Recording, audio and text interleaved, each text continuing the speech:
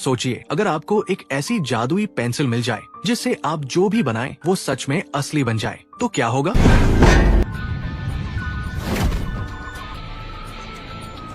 एक ऐसे पेंटर की कहानी है जिसे एक जादुई पेंसिल मिलती है जो किसी भी ड्राइंग को असली चीज में बदल सकती है।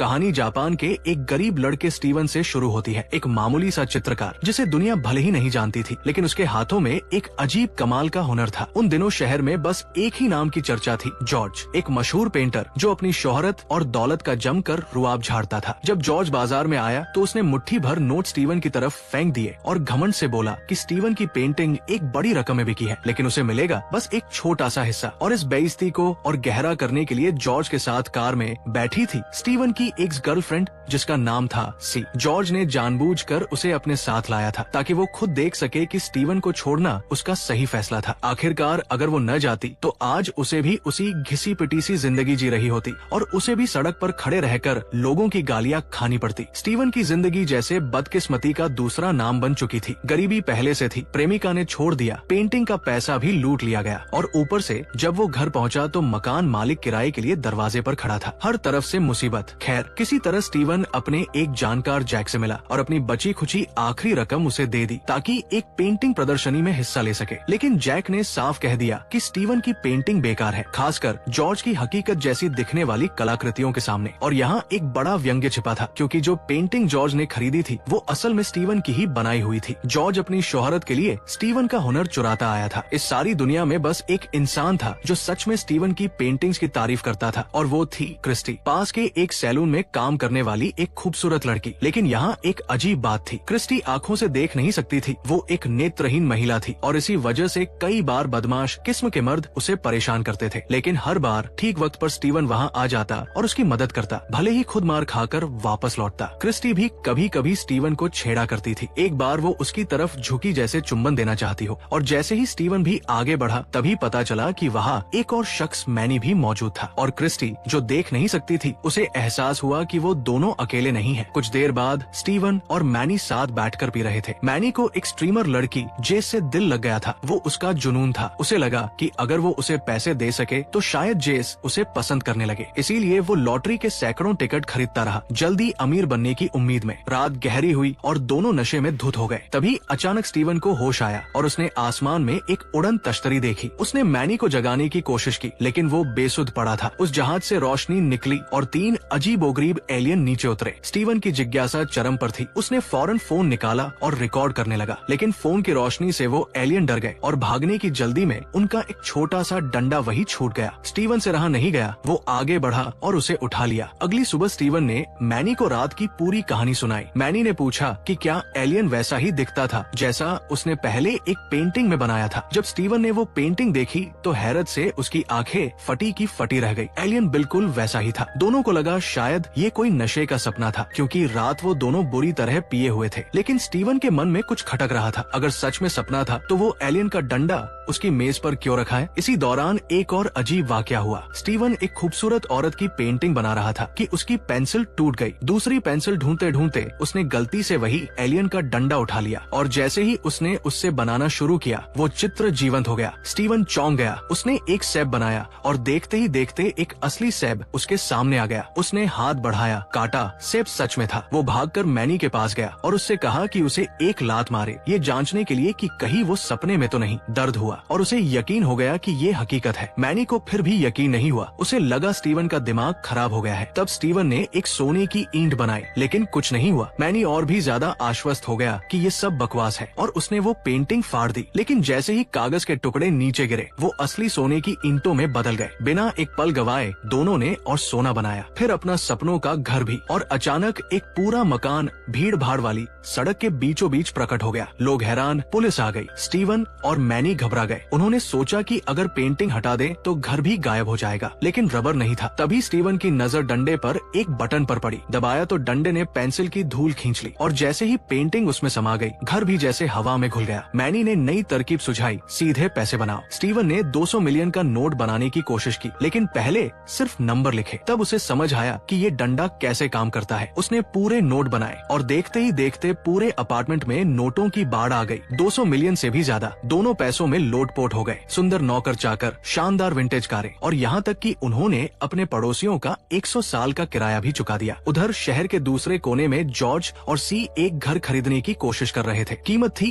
1 करोड़ युआन। जॉर्ज को लगा बहुत महंगा है। उसने 50% छूट मांगी, लेकिन एजेंट ने मुस्कुराते हुए मना कर दिया। तभी वहाँ स्टीवन और मैनी आ धमके। जॉर्ज ने तंज कसा कि इन गरीबों का यहाँ क्या काम। लेकिन जब स्टीवन और मैनी ने कहा कि वो ये घर खरीदना चाहते हैं तो जॉर्ज का मुंह खुला का खुला रह गया। वो आलीशान घर स्टीवन का हो गया और जॉर्ज की सारी घमंड की हवा निकल गई। उस रात स्टीवन ने क्रिस्टी को प्रपोज करने की सोची, लेकिन उसने मना कर दिया। उसका कहना था कि वो एक अमीर आदमी के काबिल नहीं, खासकर जब वो नेत्रहीन हो। स्टीवन हड़बड़ा गया, लेकिन उसने समझाने की कोशिश की कि वो असल में अमीर नहीं है, बस किस्मत से एक एलियन की जादुई पेंसिल मिल गई। जैसे ही उसने ये कहा, ऊपर सच में एक एलियन यान उड़ता दिखा। क्रिस्टी को यकीन आ गया और उसने अपनी ख्वाहिश बताई। वो चाहती थी कि उसे आंखें मिल जाए। स्टीवन ने 2 आंखें बनाई, लेकिन वो क्रिस्टी को नहीं, मैनी के कंधों पर चिपक गई। क्रिस्टी को लगा कि उससे मजाक हो रहा है और वो काम पर चली गई। मैनी ने उसे पुकार कर कहा कि उसे काम की जरूरत नहीं, वो एक अमीर आदमी की लड़की है, थोड़ा सब्र करे। मैनी ने स्टीवन को सलाह दी कि वो क्रिस्टी को सिर से पांव तक इस बार सामान्य आंखों के साथ बनाए। स्टीवन ने पूछा, अगर 2 क्रिस्टी बन गए तो? मैनी हंसा और बोला, तो उसकी 2 बीवियां होंगी। स्टीवन ने पेंटिंग बनाई, इतनी खूबसूरत कि मैनी 5 घंटे की नींद के बाद उठा तो देखता ही रह गया। लेकिन क्रिस्टी में तुरंत कोई बदलाव नहीं आया। फिर जैसे ही वो घर से बाहर निकली, अचानक गायब हो गई, जैसे किसी अदृश्य दरवाजे में खिंच गई हो। और कुछ ही देर बाद वो वापस प्रकट हुई। इस बार उसकी आंखें रोशन थी, लेकिन उसी वक्त शहर के किसी कोने में एक औरत की आंखें अचानक चली गई। और तब कहानी का सबसे बड़ा मोड़ सामने आया। वो जादुई पेंसिल नई चीजें नहीं बनाती थी, बस मौजूदा चीजों को एक जगह से दूसरी जगह खींच लाती थी। जो आलीशान विला वो रह रहे थे, वो किसी और का था। जो पुरानी गाड़ी वो चला रहे थे, वो किसी बेचारे आदमी की थी, जो अचानक सड़क पर घिसटता रह गया जब उसकी चलती गाड़ी गायब हो गई। और वो पैसे जो बैंक से आए थे, सीसीटीवी में दर्ज हो चुका था। इस सबसे बेखबर स्टीवन, मैनी, क्रिस्टी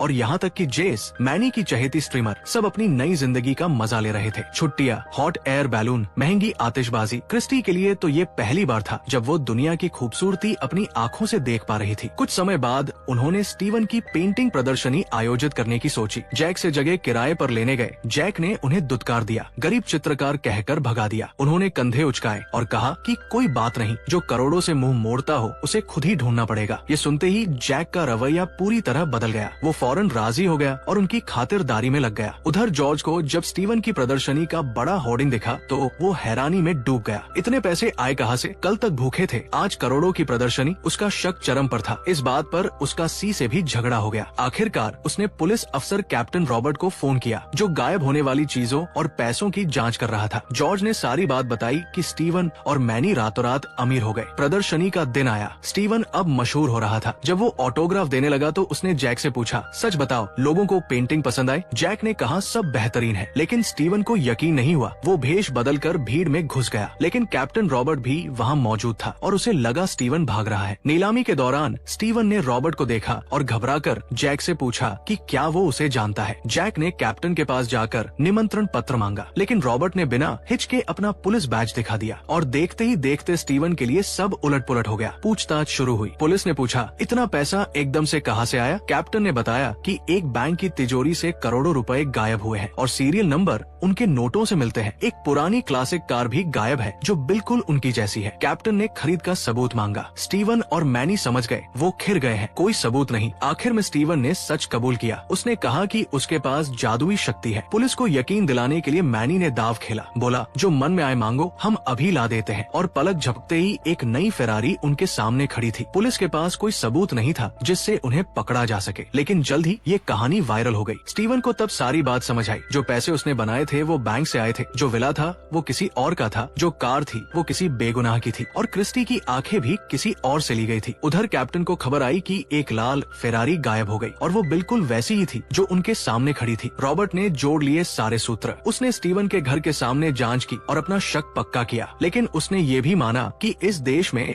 जादुई शक्तियों वाले लोगों के लिए कोई कानून नहीं, इसलिए उन्हें अदालत में खींचना मुश्किल था। घर के भीतर स्टीवन और मैनी खुद को बेगुनाह महसूस कर रहे थे। उन्होंने किसी को निशाना बनाकर नहीं लूटा था, बस पेंटिंग बनाई थी। तभी वहाँ से आई, वो माफी मांगने आई थी। उसने कहा कि स्टीवन को छोड़कर जॉर्ज को चुनना उसकी सबसे बड़ी गलती थी, क्योंकि जॉर्ज ने उसके साथ बुरा बर्ताव किया था। लेकिन उसे ये नहीं पता था कि जॉर्ज ने उसके गले के हार में एक छिपा हुआ कैमरा लगा दिया था। उस रात स्टीवन नशे में था और कैमरे से देखकर उसने सी को वो जादुई पेंसिल दिखा दी। सब रिकॉर्ड हो गया और जॉर्ज के हाथ वो सबूत आ गया जिसका वो इंतजार कर रहा था। अगली सुबह स्टीवन ने फैसला किया कि वो पेंसिल पुलिस को सौंप देगा और इस सब को यही खत्म करेगा। उसने और मैनी ने मिलकर एक कड़वा सच स्वीकार किया, दौलत तो हो लेकिन चैन न हो तो वो किसी काम की नहीं। सादगी में जीना और खुश रहना ज्यादा बेहतर है। जेस, जो ये सब सुन रही थी, अब पूरी कहानी समझ चुकी थी। मैनी डरा कि वो उसे छोड़ देगी, लेकिन जेस ने बताया कि उसे मैनी से मोहब्बत उसकी दौलत की वजह से नहीं बल्कि उसकी शक्ल देखकर हुई थी। जब सब ने एक राय होकर फैसला किया तो वो तिजोरी खोलने गए जहाँ जादुई पेंसिल रखी थी, लेकिन वो वहाँ थी ही नहीं। रात को जॉर्ज उसे चुरा चुका था। उसी दिन जॉर्ज ने पेंसिल इस्तेमाल की और एक हेलीकॉप्टर हासिल किया। हवा में उड़ते हुए उसने और भी बड़ा बनाने की ठानी। उसने शहर के बीचों बीच